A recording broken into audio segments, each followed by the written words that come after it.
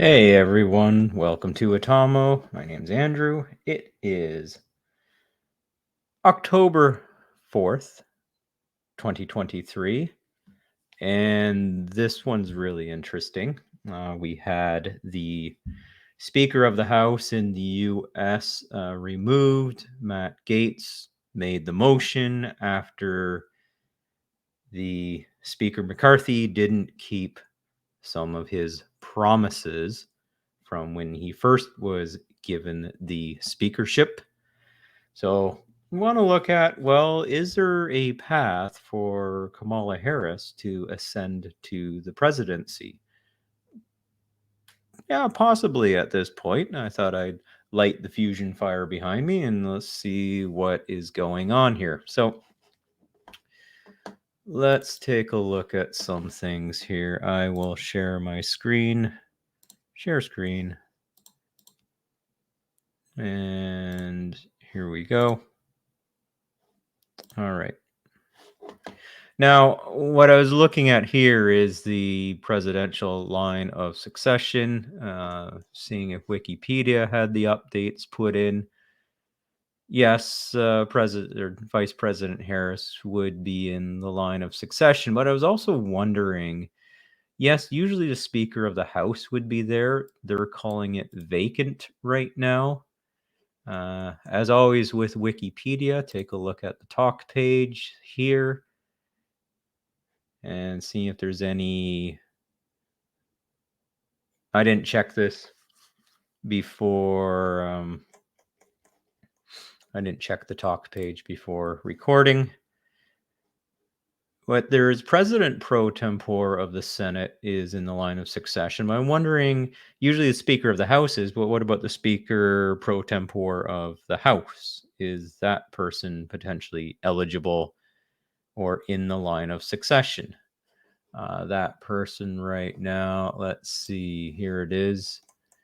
I'm showing a document here. There's a bit that I want to follow up on.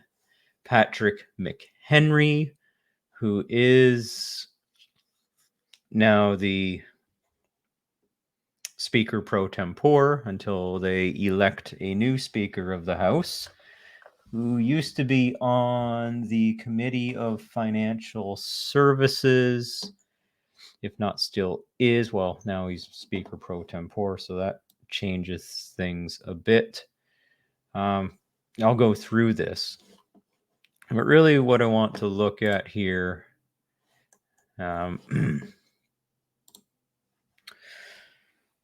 okay, so let's take a look at the cards on the table that we have in operation. So one of the thoughts that's circulating is, well, we thought Newsom might put in a presidential bid. He did not. Now, if we look at factions, we have the New York faction with Jamie Dimon, and we're still not completely sure who Jamie Dimon is backing in the race. Okay. Jamie Dimon definitely is not supporting the Davos Crowd. Who's the Davos Crowd? Well, that would be anybody in the Obama sphere of influence. He could potentially be backing Trump. Definitely has Jerome Powell as the Fed chair in the New York bank circle. If we look at the Democratic side, Democrats, DNC, I had a video about this before. You see Obama walking around with broken knuckles and something happening to his cook.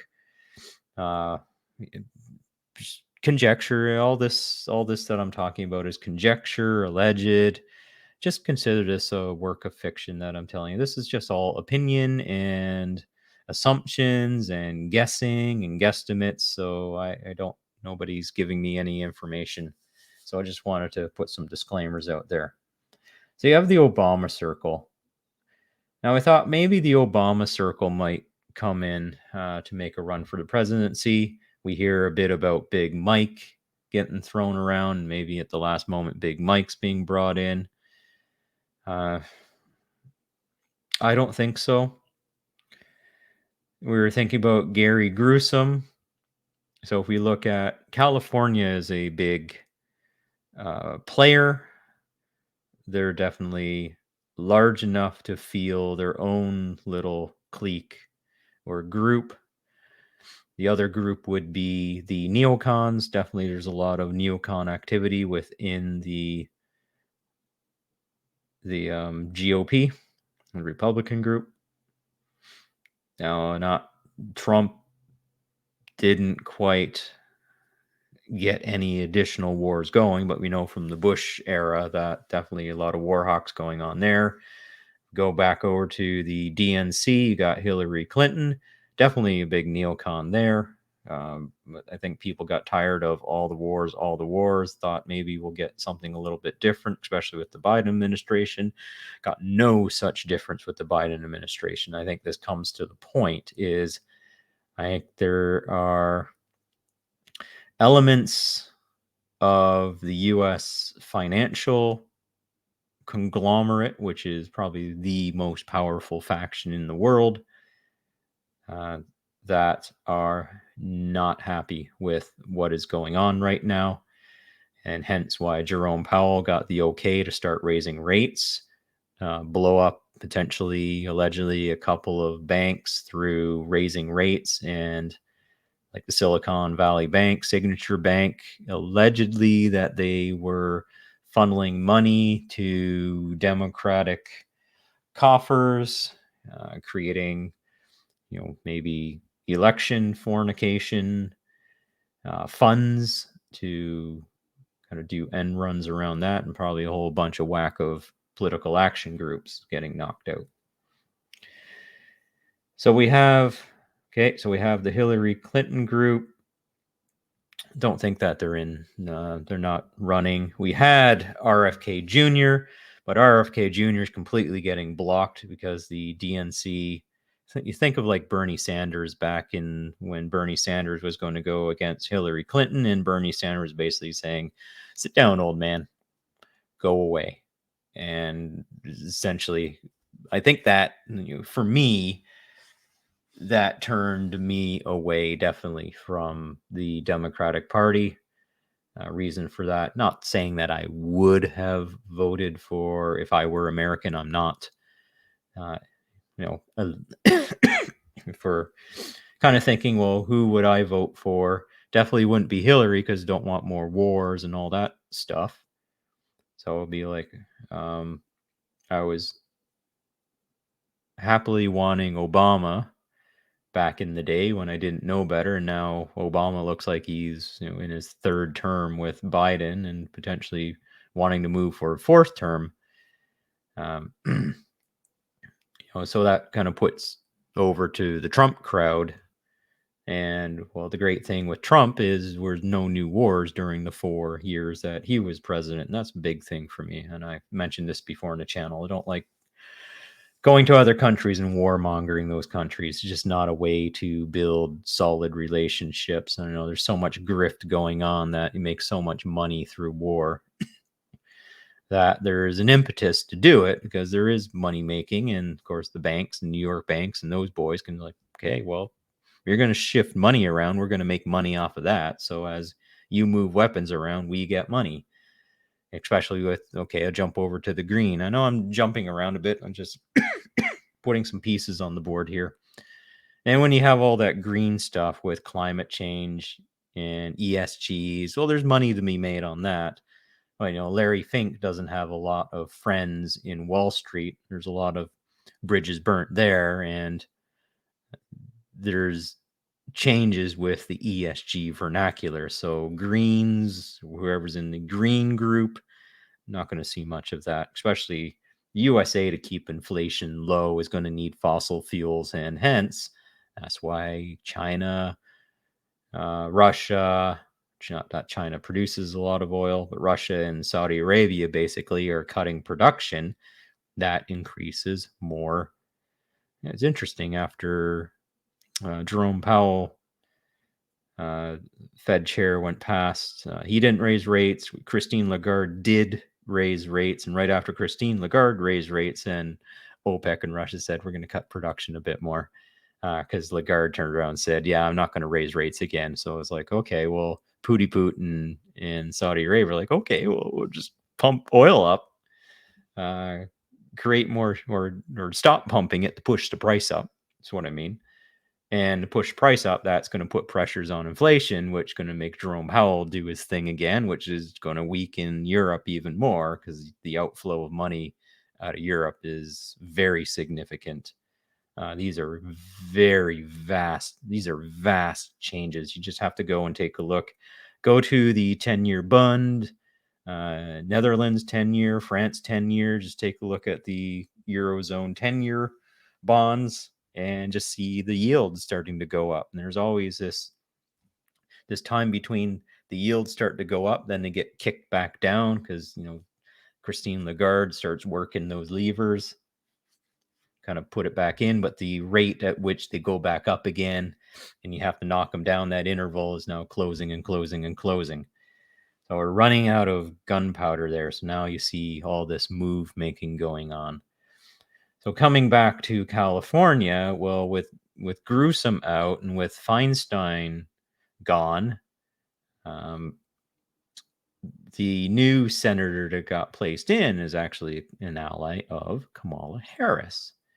So it's possible that there was a tap on the shoulder saying, Newsom, get out. We have a Californian already in the upper echelon with Kamala Harris sitting in the Naval Observatory, can laugh away all that she wants. I think as much as the guffas and the laughs, I'm not pitching this as go Harris, go Harris. Just looking at the pieces on the game board and trying to be objective here at what's going on.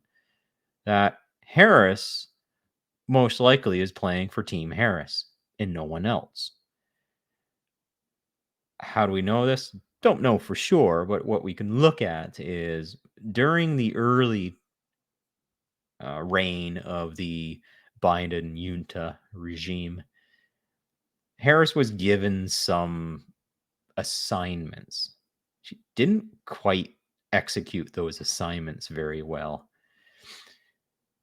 And so there was an exchange with Obama that pretty much there's a meeting with Obama that occurred, and I think after that, then we never saw Harris again after that. So I think King Obama came in and said, relegate her to the sidelines. She's not doing anything. Just go find her something to be busy, and we'll deal with her later and get her out of the picture. And with that, is they needed to set up on the Democrat side, especially they needed to win the House on the midterm elections so that they could potentially remove Biden and Harris to bring the speaker into play. Potentially, that would have been Jeffries. So Jeffrey, like just any speeches and stuff from Jeffries is just, yeah, it's slimy.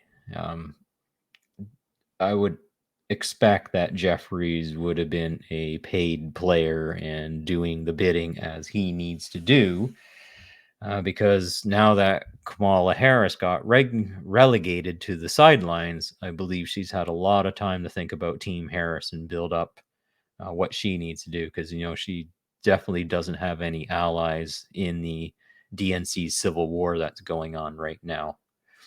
So with the new speaker, this is something that I thought was quite interesting. So now I'm going to pull this up. Janet Yellen is playing for Team Davos. She is out against Powell, while Yellen and Bernanke were in the Federal Reserve. We saw all the destruction that they did. They brought the zero bound. They brought us as close as possible to the zero bound, even right on it at some point. And with that, we have the easy money that goes all over the place. Easy money makes you basically, as an organization or a corporation, and even Europe just sucked up all this easy money that was basically free and built their European Union facade and back, um, basically underwritten a lot of the bonds that you see right now.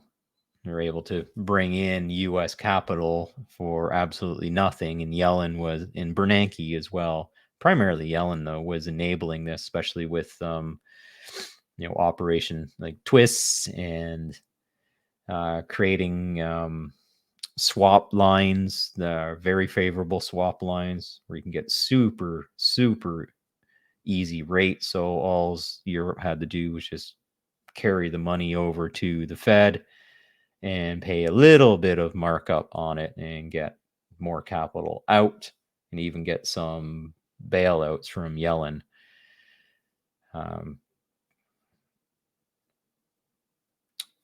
That shows us that Yellen is not necessarily playing for Team USA. And this is now becoming a point of great contention. The bond market is enormous.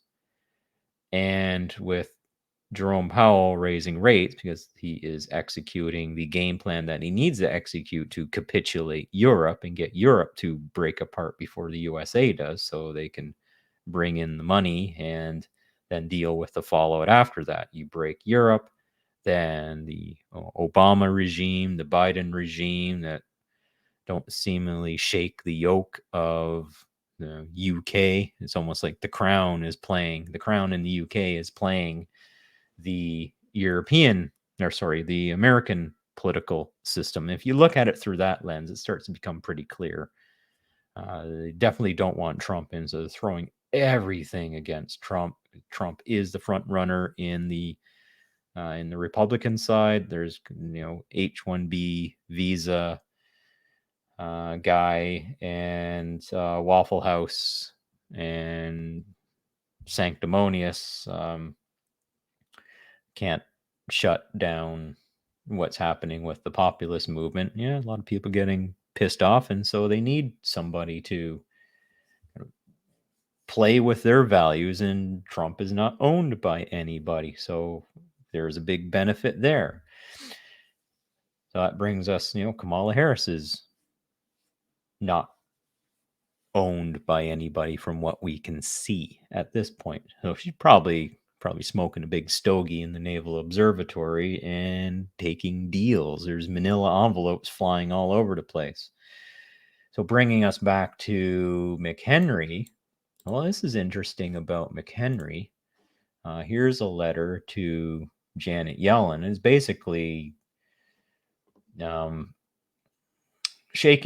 a finger at her and calling into question, what are we doing? These restrictions not only failed to deter Moscow from its war in Ukraine, but left targeted entities unaffected. So the Treasury had to re-sanction them last year. And he goes on, and there's some things here. I just wanted to get into the bullet points and read these out.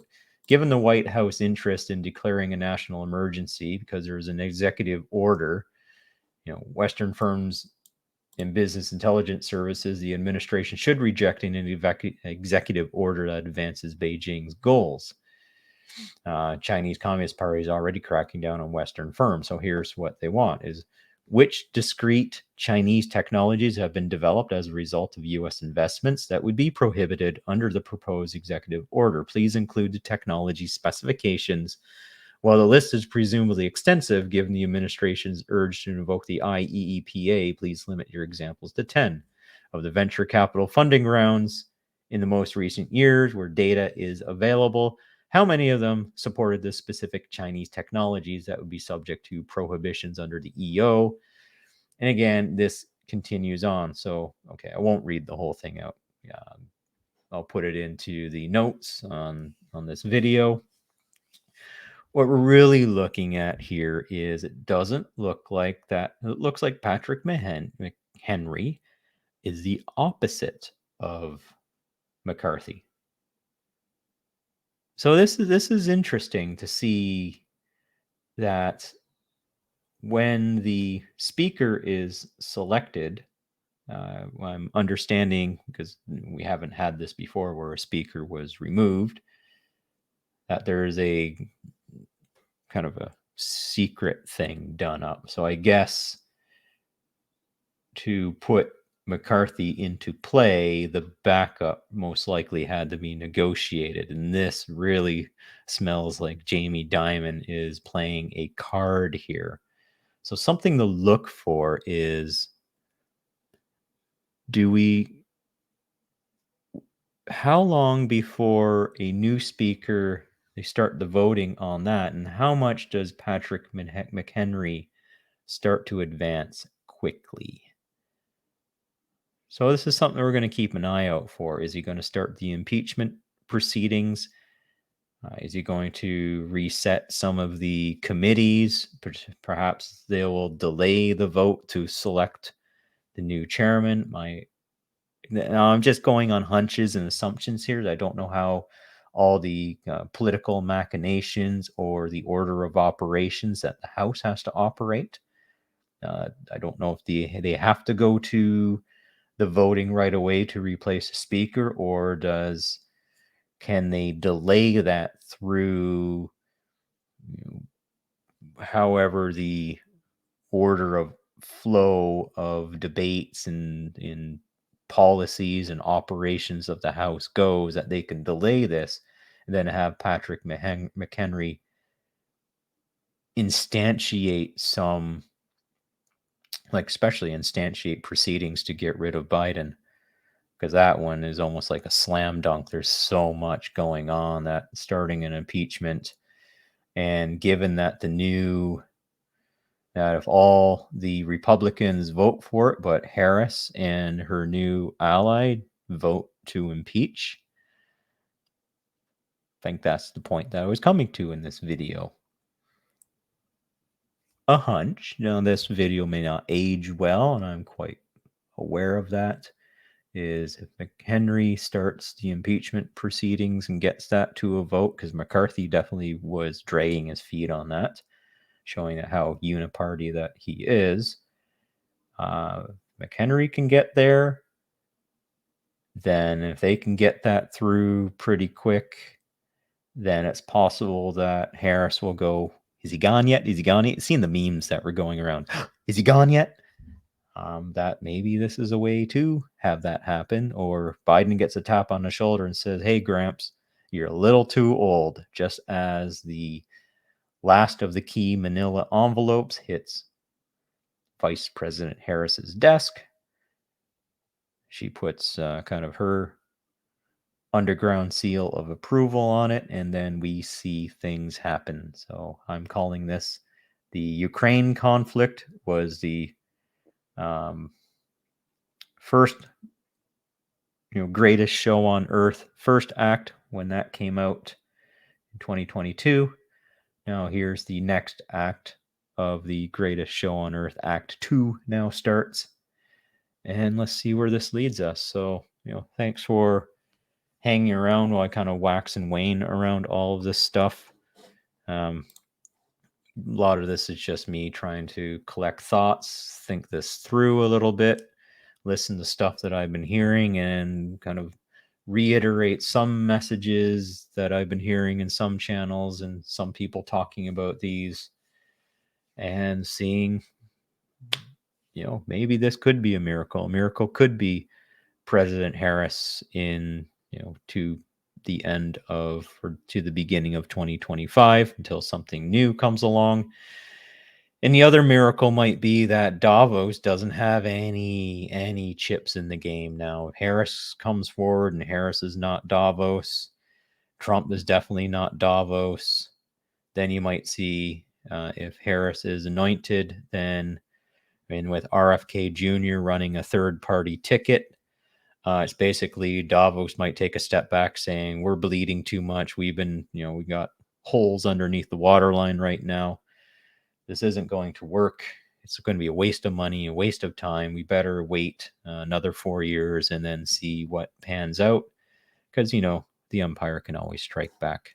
So with that, see you in the next video.